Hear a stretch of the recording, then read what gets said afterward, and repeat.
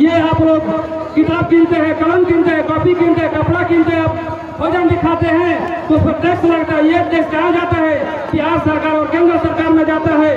तो आप लोग का हर गार्जियन और छात्र छात्रा को हक बनता है कि जाके उन जो फकट में आते हैं और स्कूल पे अपना ड्यूटी काट कर जाते हैं, उन शिक्षकों को आप लोग जाकर टर्चर करिएगा, आप लोग पढ़ाइए, ये आप लोग हक बनता है। लेकिन केकरा पास समय बटुए जाए के सब लोग कहते हैं कि हमारा खेती में जाए के बटुए, वही करे के फाऊ करे के बटुए, ये बटू सुरक्षा से देता और कहते कि हमारे पास चला जाता अरे वो ट्यूशन में और हो जाएंगे पैसा बेकार जाता, क्योंकि दिमाग नहीं थे। कहते कि हमारे पास अगर दिमाग नहीं कि हम पूछे, लेकिन अपना तो तू जाना तो लूँ कि वो शिक्षक से बतिया जाता है, बोले जाता है, जब जाके तो कंपनी में कमा सकता है तो शिक्षक से बतिया भी सकता है। लेकिन केकरा पास समय बटुए अभी बतिया बोलत हो कम तो ढेर लोग बहुत खराब लगत हो, बहुत खराब लगत है। लेकिन स्वामी विवेकानंद हमारा कहे है कि पहले आप लोगों को पहले उपहार खिलाया जाएगा, उसके बाद विरोध किया जाएगा और उसी बात आप लोग को सपोर्ट भी किया जाएगा। इसलिए हम लोग स्वामी विवेकानंद और भगत सिंह के मार्ग पर चलने वाले ये तीनों शिक्षक चलते हैं। इसीलिए हम लोग का नारा लिखा है कि हम लोगों का नारा है और बच्चों को टॉपर बनाना है। लेकिन कुछ हमारे परिंदे एक भाई साहब हमारे बीच अगर उपस्थित होंगे तो इस बात को सुनेंगे। बोले थे एक बात कहते कि अरे शिक्षक का जो उम्र होता है 40 वर्ष का होता है, इधर कोई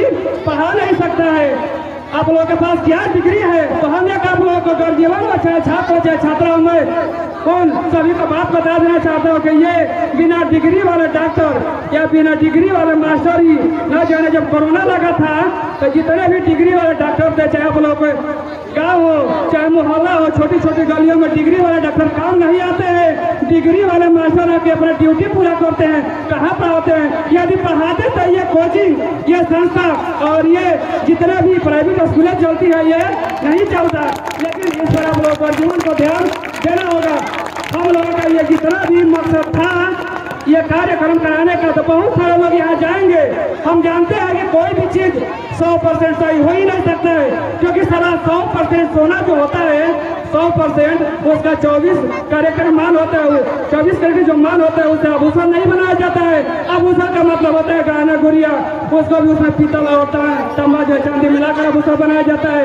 तो हम जानते हैं जितने भी कार्यक्रम हम लोग कराए तो निंदा करने वाले कुछ लोग निंदा करेंगे, लेकिन स्वामी विवेकानंद कहते हैं कि चिंता मत करिए, आप लोग आगे बढ़ते रहिए, उठ हो जाएगा और तब तक मत रुको जब तक आप लोग लक्ष्य की प्राप्ति न हो सके।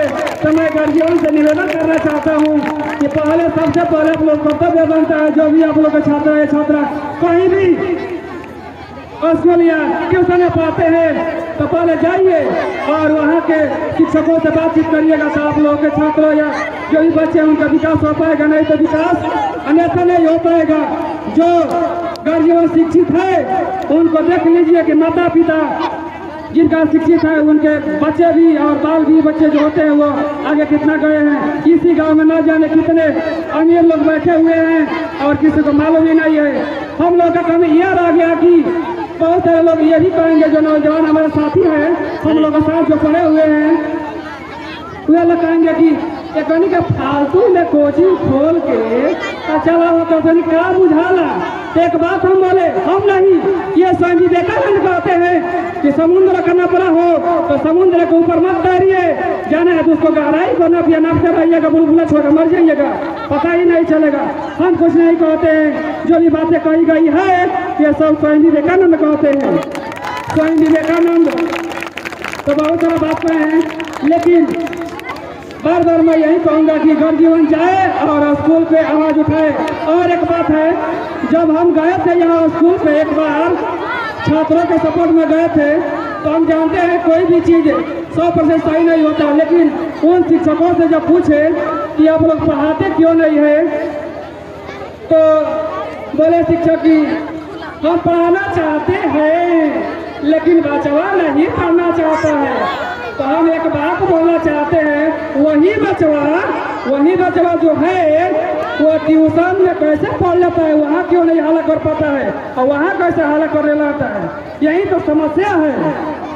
ये समस्या कहाँ से उत्पन्न लेती है? ये समस्या गार्जियन से उत्पन्न होती है। और घर जीवन चाहेंगे, हम गए थे तो वहाँ बहुत सारे ऐसे घर जीवन भी जो थे हमारे विरोध किए थे। वहाँ पर हमारे छात्र हम सिखाए थे कि आप लोग स्कूल पे चाहते हैं पढ़ाई अच्छी तरह से हो, शिक्षक सुधरे, तो आप लोग 100 नंबर का जो होता है, बहुत सारे खाली गाना लोग सुने होंगे कि 100 नंबर डाल तुम कई लू, ये चीज सुने होंगे, लेकिन 100 नंबर का यूज नहीं करता है। हमारे इस गुरुकुल कोचिंग के छात्र ने, जिसका नाम है चंदन कुमार, 100 नंबर यूज करके और पुलिस को बुलाया था वहाँ पर, तो बहुत सारे लोग विरोध किए थे कि ये सिखाते हैं शिक्षक, जो सही बात है उसको हक के लिए लड़ना चाहिए। हम नहीं कहते हैं, ये सब स्वयं विवेकानंद कहते हैं कि अपने हक के लिए हमेशा अडिग रहना चाहिए।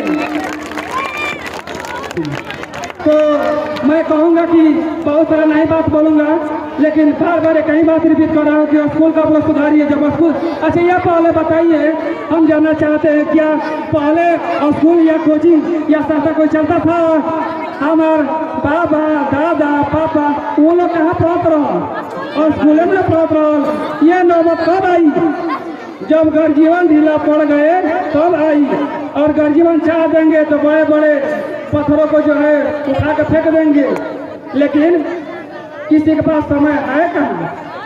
कहते हैं किसी से पूछिएगा, हमारा समय नहीं थे आ जाए के बहे में, तो समय तारा बाप भैया जब तार लड़का बिगड़ जाई आ छोड़ के चली तो ही तो कहबा कि लड़का हमारे बिगड़ गई बटुए, लड़का बिगड़ नहीं थे, लड़का के तू बिगड़ लेता। ये सच्चाई है, लेकिन किसी के पास सच्चाई सुनने की क्षमता नहीं है। देखिए, एक हमारे जयप्रकाश नारायण कहे थे कि ताली मत मारिए। ताली मारने से देखिए क्या होता है, ताली जो होता है भाषा पे नहीं मारा जाता है, ये भी जान लीजिए, क्योंकि आप लोग ताली मारेंगे तो मेरे भाषा को अच्छी तरह से आप लोग सुन नहीं पाएंगे और कुछ बातें जो है कट जाएगी। ताली जो मारा जाता है, जो गीत या संगीत होता है उस पर मारा जाता है। अगर इन जितने भी गर्जीवन है, चाहे हमारे नौजवान भाई है, अगर समझ जाते हैं तो जाकर पहले स्कूल पे जो भी आपके पढ़ते हैं, एक नियम हो गया है कि 9 बजे से लेकर कहाँ तक ले 5 बजे तक ले, तो हम 1 घंटा का समय भी बैठे के पाठक जी, कुछ लोग के फाटक भी कहेला, वो नियम लगैले बनता कि जवन जवन को मंजूर बटुए छात्र चाहे छात्रा ओकरा के स्पेशल बैच चलावे के भाई 1 घंटा। लेकिन देखता नहीं कुछ स्कूल पे का होता कि पहले ही जान के छोड़ के चल जाता हूँ मास्टर वाला, लेकिन केहू विरोध करत नहीं के, वो कहीं का बगल ही नहीं आता 40,000 और अपना लड़का कहाँ पढ़ाता तो प्राइवेट में। वो जानता है खुद, वो मास्टर खुद जानता है कि हम सरकारी विद्यालय में ठीक से हमारा बाल बच्चा ठीक से पढ़ नहीं पाएगा, इसलिए वो प्राइवेट विद्यालय में विदा करता है। लेकिन कौन लोग पिसाते हैं? जो गरीब होते हैं वही इस चक्कर में रह पाते हैं। जो निम्न मध्य वर्ग के लोग रहते हैं वो न सरकारी में लोग का पढ़ाई हो पाता है और न ट्यूशन में पढ़ाई हो पाता है। तो मैं ज़्यादा बात नहीं बोलूँगा, लेकिन इस बात पर आप लोग विशेष ध्यान दे दीजिएगा।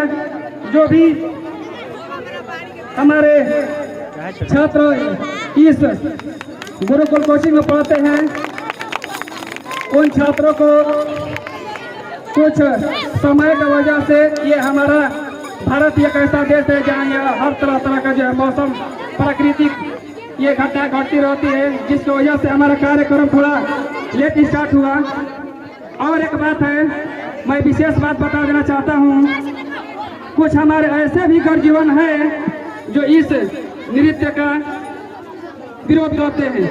हम ये पूछना चाहते हैं उन गर्जीवनों से कि जिस आप धरतिया पर आते हैं, क्या धरतिया नाचती नहीं है?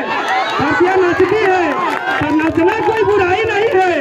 नजर और नजरिया में अंतर होता है। नजर का मतलब होता है सिर्फ दिखाना, नजरिया का मतलब होता है कि सोचना कि हम कैसे सोचेंगे। जिस प्रकार से आप सोचिएगा उसी प्रकार आप बनिएगा। सोचेंगे कि सामने वाला पूरा है तो आप लोग को पूरा ही नजर दिखाई देगा। बहुत सारे लोग स्वामी विवेकानंद जब गए थे शिकागो में 1893 ईस्वी में, तो बोल रहे थे क्या, तो नजर से सिर्फ लोग देख रहे थे। स्वामी